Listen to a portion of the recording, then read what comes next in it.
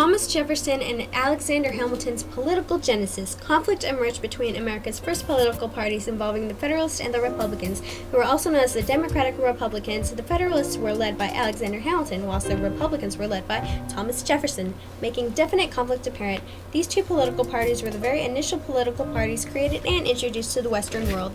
The clash between Thomas Jefferson and Alexander Hamilton was a disagreement of who should rule in the name of the citizens. Jefferson was in favor of the people, whilst Hamilton was not.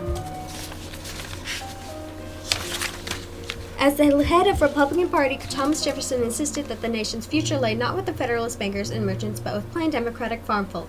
Thomas once wrote, "Those who labor in the earth are the chosen people of God, if he ever had chosen people." The Democratic Republicans felt that the least governed was the best governed. He was in favor of limited government so that the people could be left to enjoy the blessings of liberty. He was viewed as the most constitutional out of him and Alexander Hamilton. As a Republican, Hamilton recognized that any additional or toggled interpretation of the Constitution became an act of betrayal and was therefore unconstitutional.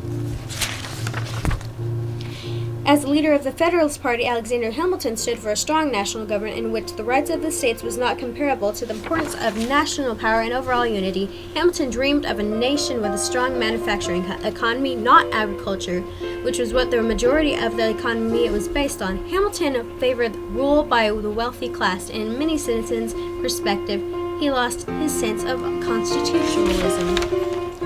One could suitably assume Hamilton's personal views were shaped from his wartime experiences. Hamilton was not blind to nature and had witnessed people always put themselves before others.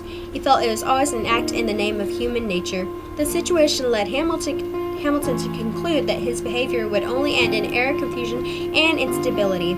He felt that the majority of the people could not handle the privileges of self-governing nation and favored a stronger national government. In the year of 1790, Hamilton proposed to Congress a plan to pay off all the nation's war debts quickly and efficiently. He felt if they were not paid off, then we would be seen as vulnerable and lose respect from everyone. Hamilton's plan was rejected by many American citizens, most commonly from the South, who had already paid their debts, only to find that they would have to pay more for the North to get caught up. Despite Hamilton's recommendations, Jefferson disapproved Hamilton's views. Jefferson was a countryman who felt if the nations were to fall into the despicable economy of Federalist bankers, merchants, it would be a crime against humanity. Jefferson opposed any form of measurement designed to encourage the growth of business and manufacturing.